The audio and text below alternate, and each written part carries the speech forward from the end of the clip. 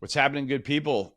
I'm here with Jared Dillian to record Macro Dirt Podcast number 14. What's up, lead balls? What's up, bozo? How you doing today, man? Easy to be in a good mood today, isn't it? Have you seen the commodities complex? Oh my God! Let's wait and see. Let's see here. Right. A little sandstorm, hit the bobblehead, small victory lap, Small right? victory lap. Yeah. Because Braden's going to throw the commodity chart up for us there. We were deploring people to hold on to their commodity risk with the BCOM at 93, right? That's with WTI crude oil was at $67. LME copper was at 9K. Nat gas was at $2, last 250 and rallying. That was good advice, JD. What are your thoughts right now? I mean, here's the thing. I think we were lucky enough to catch this trade at the exact point that we had a secular shift in commodities, right? Like, I don't think this is a technical bounce. I don't think this is a 1 month bounce. I don't think this is a 3 month bounce. I literally think we caught the low for what is going to be the next 10 years, right? So the first instinct that people have is if they buy something, it goes up. They're like, all right, I'm going to sell. I'm going to take some profits. No, no, no, no, no, no, no. Let this run. Just go to sleep. Don't even look at it. Like, take it off your phone. Don't even look at it on a day-to-day basis. Just go to sleep and let this work for the next 3, 5, 10 years. So Man, I mean, that's really impactful and that's really heavy stuff to be talking about to, a bunch of red-blooded traders, investors, and portfolio managers like the people that listen to our podcast.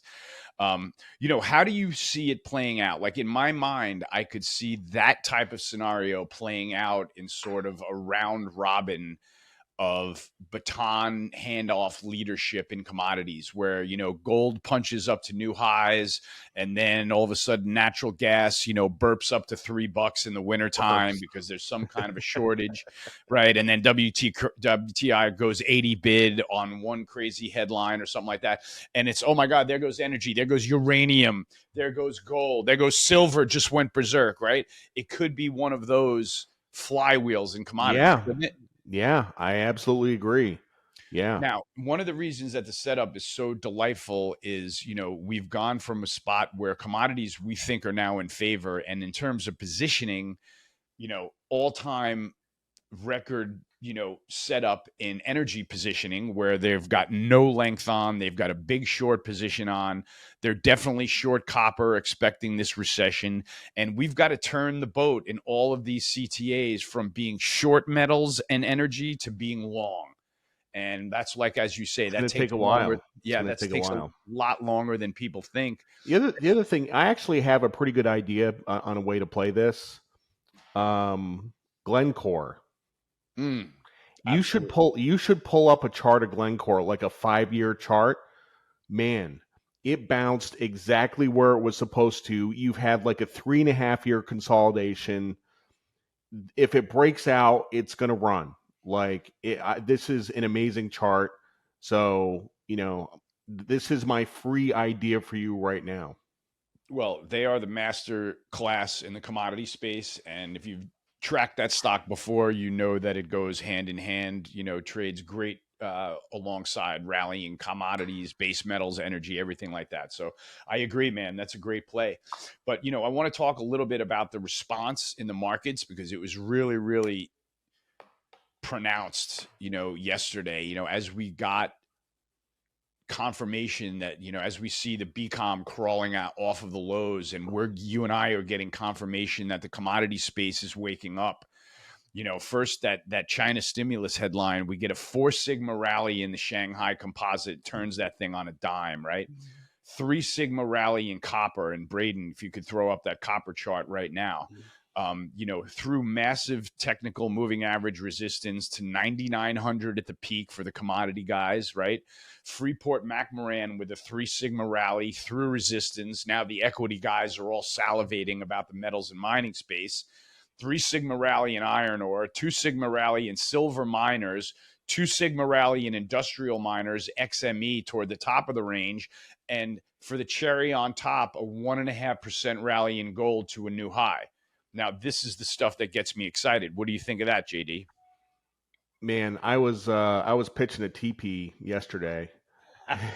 Exactly. So if you're in these trades, like that is the response that you want to see. That is the market But again, observably. I want to say, what what's worse than not having discipline and not cutting your losses is cutting your winners too soon. That is worse. You have to let your winners run. You have to press. You have to add to them. You have to make them bigger. Oh, I couldn't agree more. One of the things that I wrote about in my note the other day that a lot of traders really latched onto, and I thought it was just a little bit of tactical trading guidance when I put on the B composition around when you did, and it went against me a little bit, went against us a percent or two, and now goes back in black, right? And I was saying one of the things that's really important about surviving a trade that goes against you and having it go for you is you've got to understand that that's a momentum turner, right? It's not a guarantee that the trade is going to work, but it's got to change your attitude and your positioning to something a little bit more aggressive, right? It's like the market is proving you right. You have to learn to take that chance. That might be a double down right there. So I agree with you that this is something that's got to be tactically traded aggressively, and you got to pay attention to what's going on because it's not going to be a sale 2 days out. It's going to be a buy. Yeah. Really, really important. Can we touch on the uranium headline that went on this week, just to complement, the commodity kerfuffle that has been created on this side of the rate cuts? But Microsoft is partnering up with Constellation, and they're opening up 3 Mile Island to start nuclear power production again. I mean, That's that's a incredible. game-changing headline, right? That's incredible.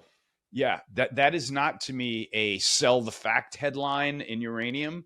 That is, oh my goodness, the first inning of a new game just started, and we Yeah. might see plain vanillas start to come after uranium now. Like funds that hadn't been in it saying, you know what, let's get off the zero boundary in this uranium trade because that headline's a big fucking deal. What do you think? First of all, I have a little bit of history with this. My wife actually grew up about a half an hour away from 3 Mile Island, and she was like 3 years old when the meltdown happened, and she kind of remembers that.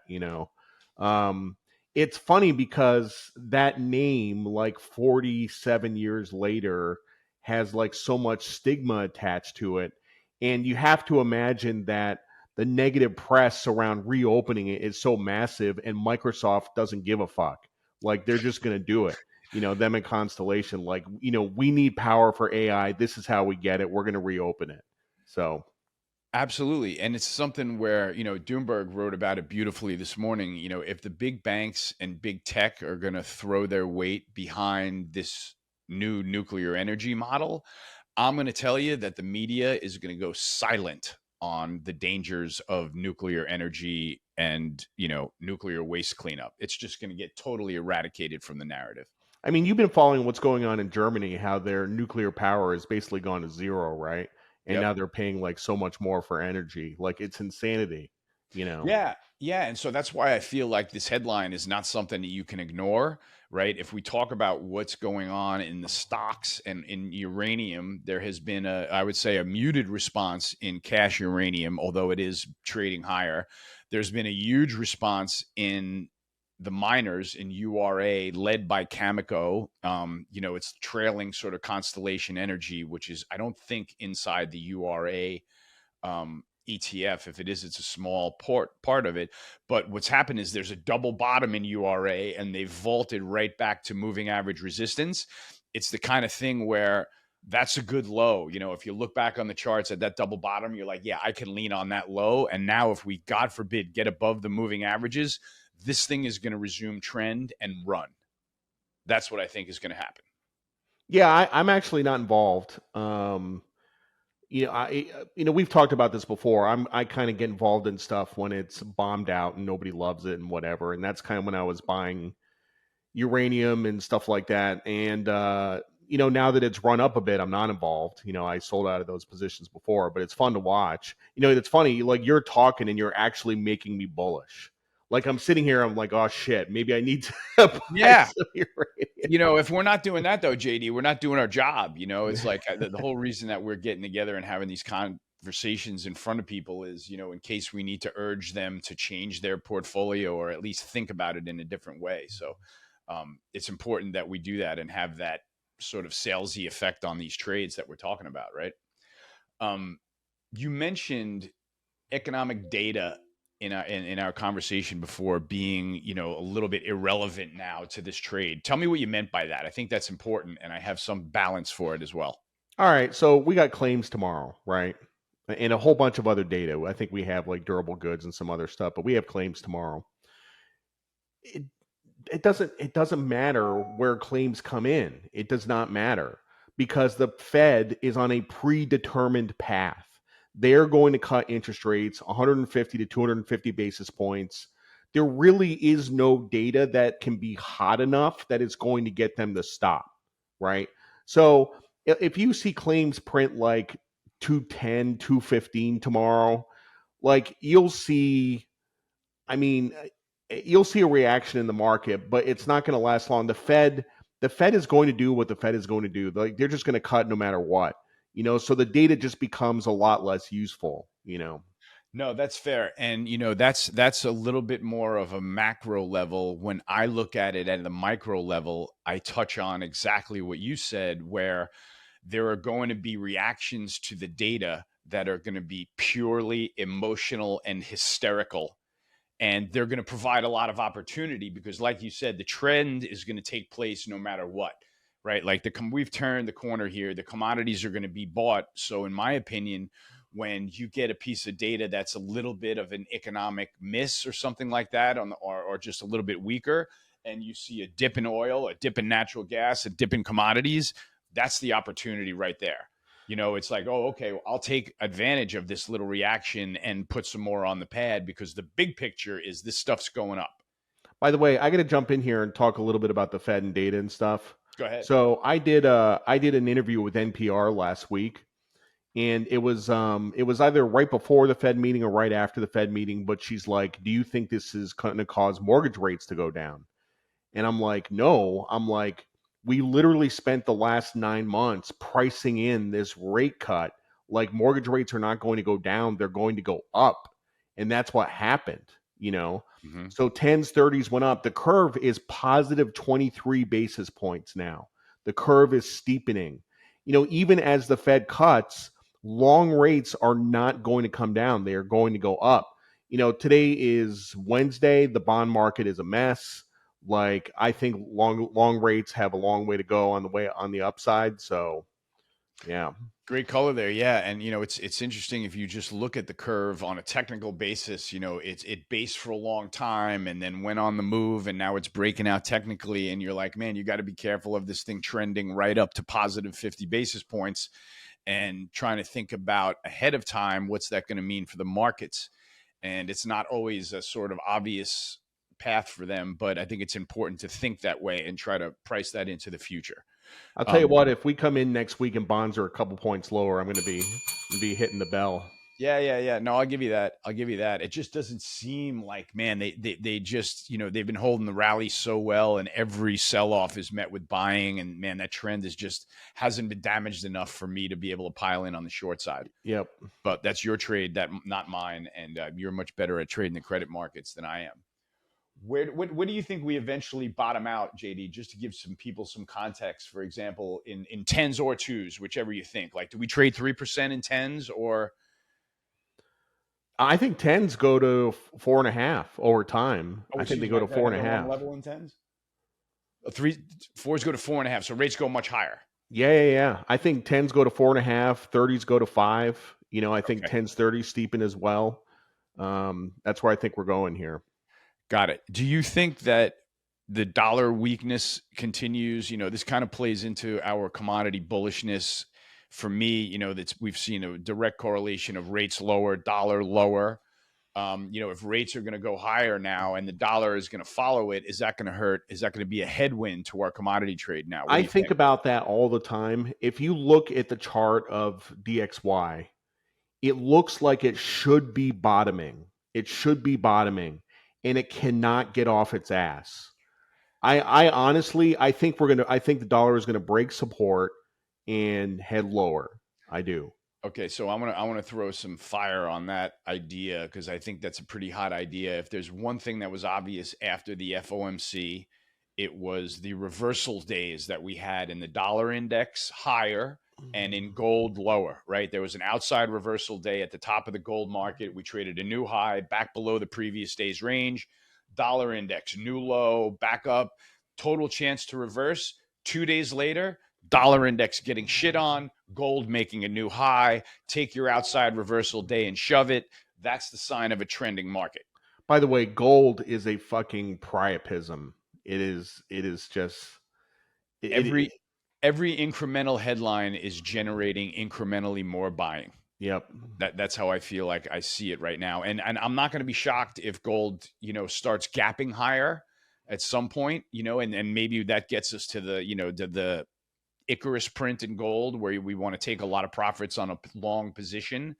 But to me, it just looks like I've been saying, slow moving bullish artwork, right? It's doing all the right moves. It's checking all the right boxes. It's holding the lows where it should. And the trend is just beautiful. So gold is on our radar as either hugely And upside gold by or the long. way is gold is 17% of the BCom.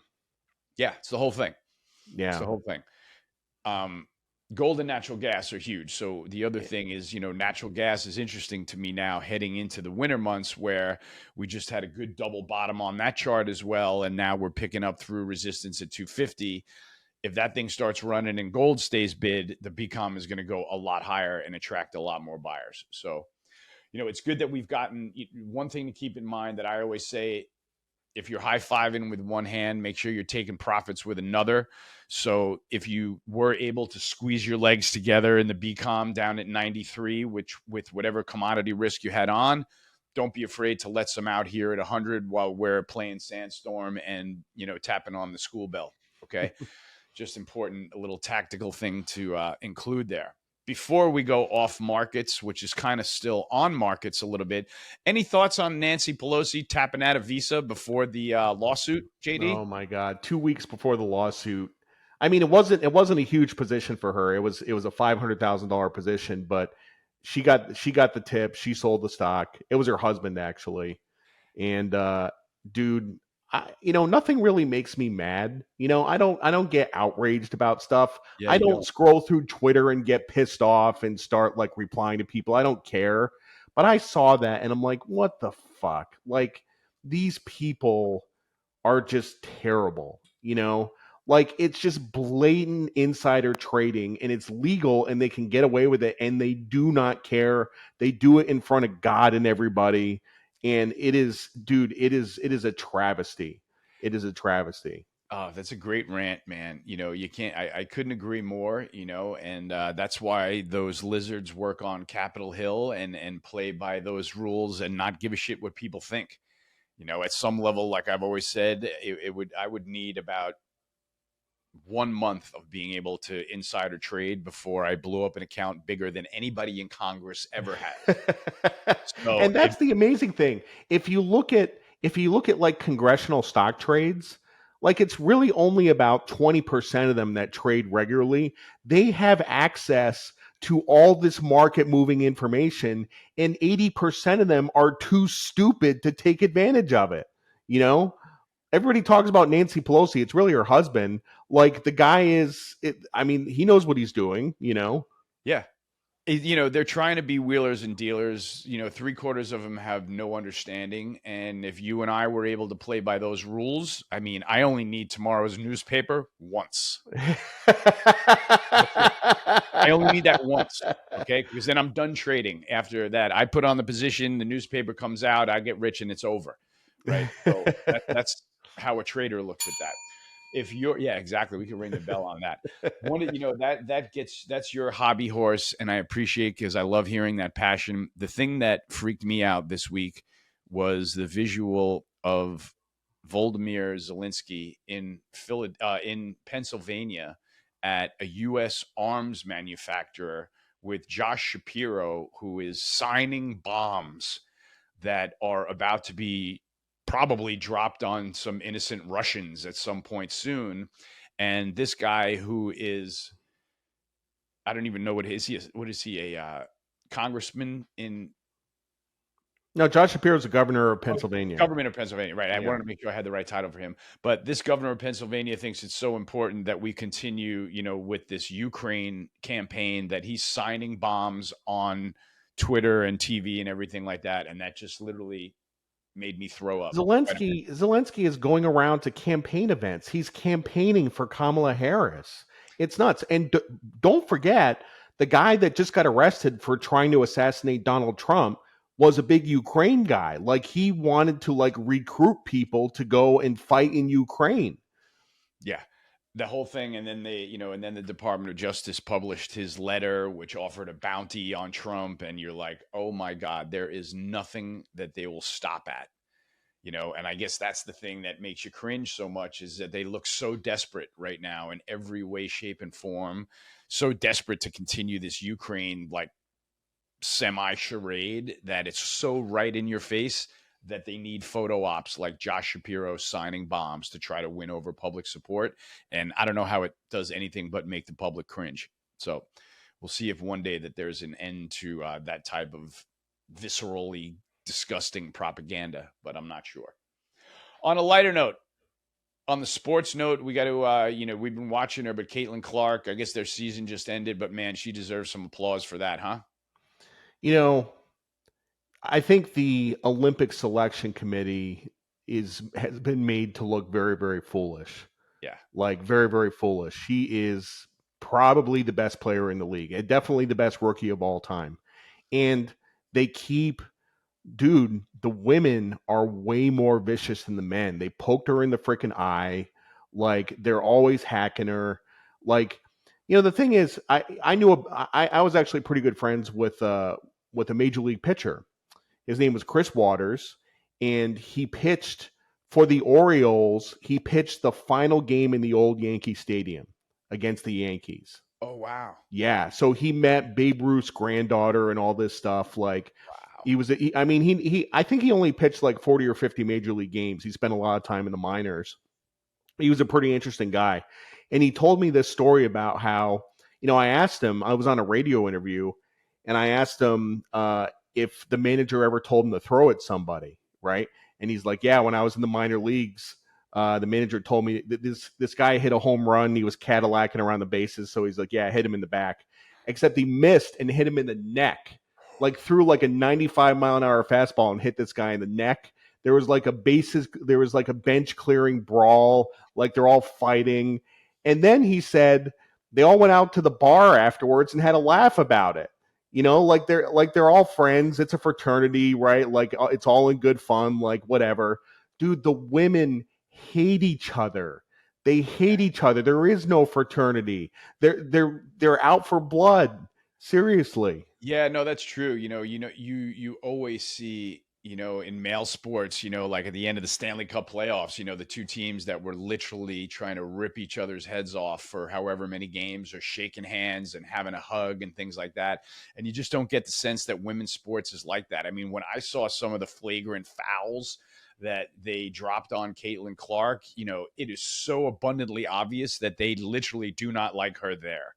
In addition to her being, unbelievably stiff competition for them, they're not happy with her being around, and that's just like not that doesn't have any sportsmanship about it, and so that's what's been really frustrating about it. But, if people show you who they are, you get to listen. And in my opinion, Caitlin Clark is going to be living a lot longer in the WNBA than a lot of the people that took shots at her. You can mark my words on that. She's a professional, and she plays the game with her head down to win. And it's really inspiring. She changed the face of women's basketball. She deserves credit. Yep. On the most important note, JD, we left the best for last. One of your new literary creations is out. I'm going to buy several copies. I'm going to read it cover to cover as soon as I can. Night Moves. Let's go. What are we doing? Man. So I got to tell you, it's hard selling a book of short stories, because most people are like, I don't like short stories, right? Because most of the short stories you read are by these literary a-holes, and it's just like postmodern fart smelling crap that has like no plot, and you're like, what the hell, what did I just read? I read this stuff, you read this stuff in the New Yorker, you're like, what the hell did I just read? Like, I have no idea what I just read. That is the modern short story. That is not what this is. These are stories with plot, with really intense characters. They have an arc, they have a resolution. These are great stories. And the great thing about it is you can read one or two and jump on the roller coaster and then jump off and come back to it and jump back on the roller coaster. Like, it is a great, great book. And to be perfectly honest, sales have not been where they were for the last two books. It's been a little disappointing. Like I said, short stories are kind of a tough sell, but this is a phenomenal, phenomenal book. You got to pick it up. Night Moves. Yeah. I want to pick it up. I want to read the rest of the stories. I'm as a writer, I appreciate that there's a lot of pulp in your short stories, right? You're playing fast and loose with storylines and characters, and there's a lot of shit happening. And they're short stories, but they're page turners to me. And I've gotten into the habit of like only listening to any book longer than 100 pages. So sitting down and reading through a short story book, intermittently is perfect for me. So I'll be buying mine today. I urge everybody to get your copy, if for no other reason than because we love JD. There it is, man. What a great place to end, JD. We covered everything today. Is there anything that we need to leave our listeners with other than, let's keep an ear and eye to the ground on this commodity trade being a little bit longer in the tooth than people think? Do not get an itchy trigger finger. Do not fuck with your positions. Just leave it alone and just let the magic happen. That's all I got to say. And literally, I think we're going to be talking about this trade for the next couple months, maybe even a year longer. Just do not mess with it. Do not take profits. There it is. We can't get advice better than that. We're going to be on this trade, on the pulse of it for, however long it takes. And I don't think there's a better way to end this podcast other than hasta la vagina. Hasta la vagina. Bye, everybody.